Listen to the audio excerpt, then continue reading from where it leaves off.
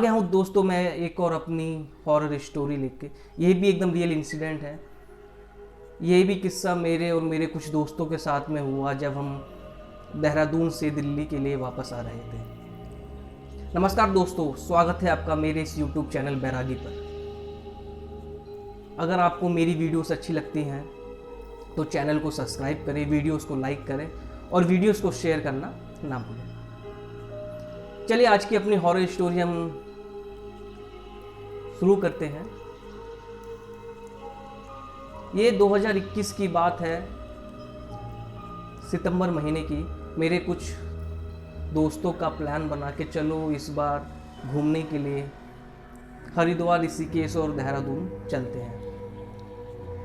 हम 4 दोस्त इकट्ठे हुए। 2 बाइकें थी हमारे पास में, एक एवेंजर एक स्प्लेंडर। हम 6 सितंबर को रात 11 साढ़े 11 बजे दिल्ली से हरिद्वार के लिए रवाना हो गए। तो ये पूरा सफ़र हमने अपनी बाइकों पर करा। हम सुबह 5 साढ़े 5 बजे हरिद्वार पहुंच गए। वहां जाके गंगा मैया में हमने डुबकी लगाई।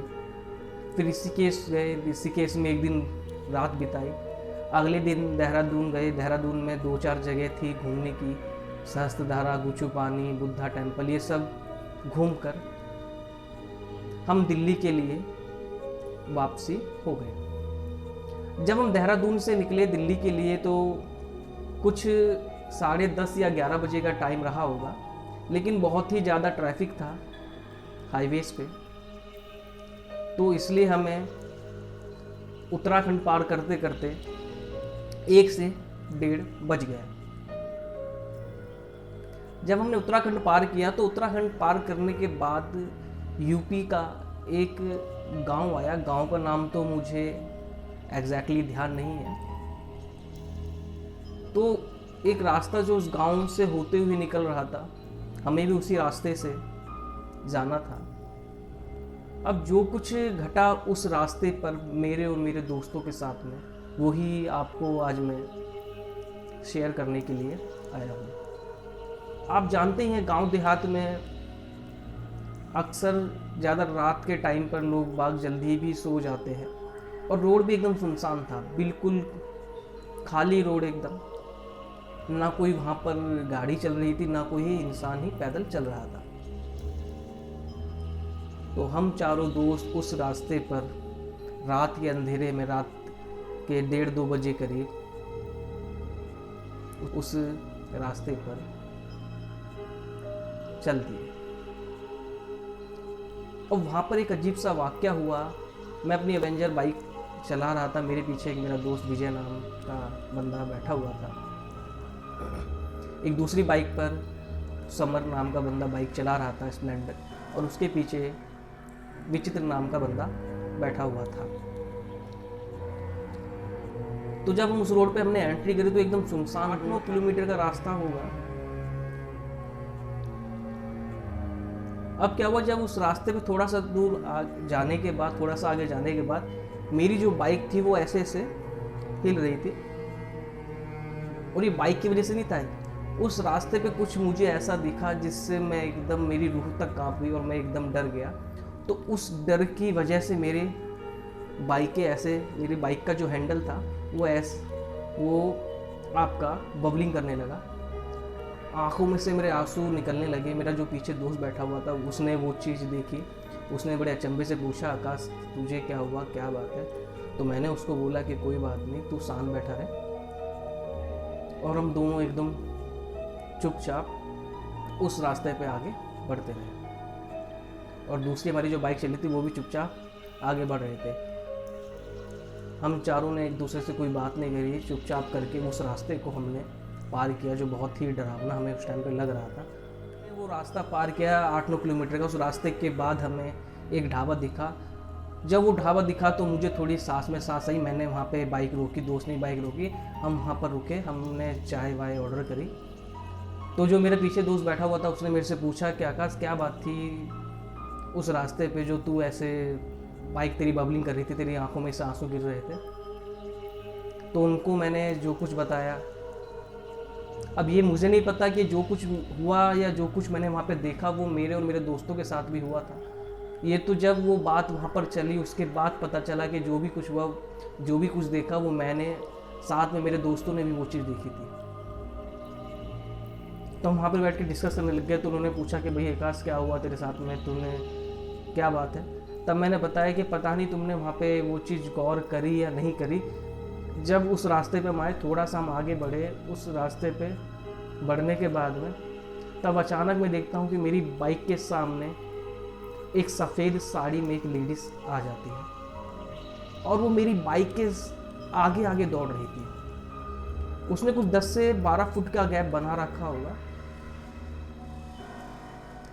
अब मुझे बड़ा अजीब लगा कि रात के अंधेरे में जहाँ पे कोई भी नहीं है, वहाँ एक सफ़ेद साड़ी में एक लेडीज़ मेरी बाइक के आगे भग क्यों रही है। आपने अक्सर सुना होगा भूत प्रेत जो भी होते हैं वो हमारी बाइक का पीछा करते हैं, बाइक के पीछे भगते हैं, लेकिन यहाँ उल्टा था, वो मेरी बाइक के आगे आगे भग रही थी। अगर मैं बाइक की स्पीड तेज़ करता तो वो भी तेज़ दौड़ती, अगर मैं बाइक की स्पीड स्लो करता तो वो भी धीरे दौड़ती। मतलब उसने जो 10-12 फीट का जो गैप बना रखा था, उसने सेम वही गैप बना रखा था। अब वहाँ पर मुझे यही भी डर लग रहा था कि अगर ये चीज़ मैं अपने दोस्तों को बताता हूँ तो कभी ऐसा ना हो कि वो डर जाए या कुछ बात हो जाए उनके साथ में। फिर एक ये भी था कि अगर बाई चांस मैं वहाँ पे डर की वजह से बाइक को रोकता हूँ तो कभी ऐसा ना हो कि जो भी वो चीज़ है वो भी रुक जाए और वो पीछे मेरे पास में आ जाए। तो ये चीज़ मेरे मन में विचार चल रहे थे। मैंने उन तीनों दोस्तों से कुछ नहीं कहा और चुपचाप उस रास्ते पे चलता रहा। वो 7-8 किलोमीटर का जो भी रास्ता था, उस लेडीज़ 7-8 किलोमीटर तक मेरे साथ में मेरी बाइक के आगे आगे दौड़ रही थी। जब वो रोड ख़त्म हुआ और वो जो मैंने बताया आपको ढाबा पहुँचे, तब जाके वो लेडीज़ एकदम गायब हो गई। अच्छा, एक चीज़ और आपको मैंने बताना भूल गया, वो जो लेडीज़ जो दौड़ रही थी उसकी मैंने कोई शक्ल तो नहीं देखी, वो क्योंकि उसका जो चेहरा था वो आगे की तरफ था। लेकिन हाँ उसके पैरों पर मेरी नज़र गई, जो उसके पैर उल्टे थे।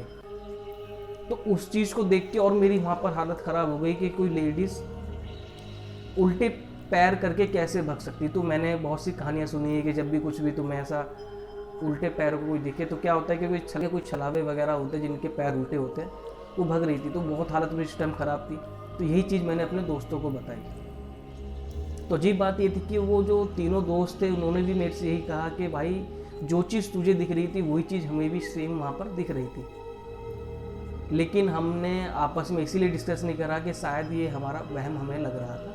लेकिन अब ये सोचने वाली बात है कि एक ही वहम 4 बंदों को वो एक साथ कैसे हो सकता है। आप भी चीज़ पे विचार करके देखिए कि अगर वो मेरा वहम होता या मेरे दोस्तों का वहम होता तो एक बंदे को होता, 2 बंदों का था, लेकिन 4 बंदों को सेम का एकदम एग्जैक्ट वहम कैसे हो सकता है। तो ज़रूर वहाँ पे कुछ ना कुछ था। तो वहाँ पे जो एक ढाबे पे एक खाट पड़ी हुई थी, वहाँ पे 2-3 बुजुर्ग लोग बैठे हुए थे। तो हम जब ये चीज़ों को डिस्कस कर रहे थे वो हमारी तरफ ही देख रहे थे। हम बड़े अचंभे में थे, एकदम डरे हुए भी थे। एकदम से बोला कि बेटा सुनो हमारी बात। तो हमने बोला जी बाबा जी कहिए। कि उस रास्ते पे अक्सर रात में कोई नहीं जाता। तो हमने पूछा कि क्यों इस चीज़ के पीछे क्या वजह है। कि वहाँ पे क्या है कि उस रास्ते में आधे किलोमीटर अंदर आने के बाद में एक कब्रिस्तान पड़ता है। तो अक्सर क्या होता है रात में जब कोई आता है वहाँ से अकेला उस सुनसान रोड पे, तो उस कब्रिस्तान की जो कुछ 2-4 हवाएं हैं वो वहाँ गुजरने वाले जो लोग होते हैं, बाइकों पे हों चाहे कार पे हों चाहे पैदल हो, उनको परेशान करती है। हाँ, कोई हानि नहीं पहुँचाती, लेकिन हाँ उनको बहुत परेशान करती है, बहुत डराती है। ऐसे अक्सर कई किस्से हो चुके हैं। इसी वजह से आसपास के गांव वाले या जिस लोगों को उस रास्ते के बारे में पता है वो रात के टाइम उस रास्ते को अवॉइड करते हैं। लेकिन शायद तुम दिल्ली के बच्चों, शायद तुम्हें इसलिए पता नहीं था, इसलिए तुम उस रास्ते पे गए, लेकिन आगे थोड़ा सा ध्यान रखना। तो मुझे एकदम याद आया कि जब मैं उस रोड के अंदर आया था और मेरे हिसाब से आधा किलोमीटर ही आया होऊंगा, तभी वो चीज़ जो थी, जो लेडीज़ थी सफ़ेद साड़ी में जो मुझे दौड़ते हुए नज़र आ रही थी, तभी वो मुझे नज़र आई थी। तो ये उन बाबा की बात बिल्कुल कंफर्म थी कि वहाँ पे कोई कब्रिस्तान रहा होगा, क्योंकि उनकी बात के मुताबिक उसी के बाद हमारे साथ वो इंसिडेंट होने चालू हुए।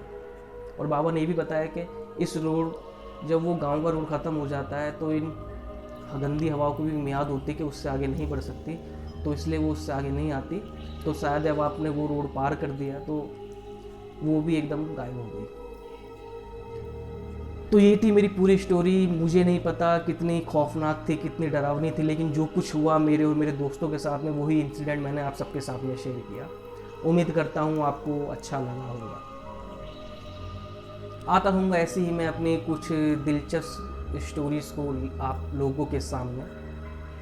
उम्मीद करता हूँ आप सबको अच्छी लगी। जैसा भी लगा, अगर आपके साथ भी कभी कोई ऐसा इंसिडेंट हुआ हो, या आप भी कभी उस रोड से गुजरे हो और आपके साथ भी ऐसा इंसिडेंट हुआ हो, तो कमेंट सेक्शन में मुझे ज़रूर बताएं। इसी बात से मैं विदा लेता हूँ। Thank you.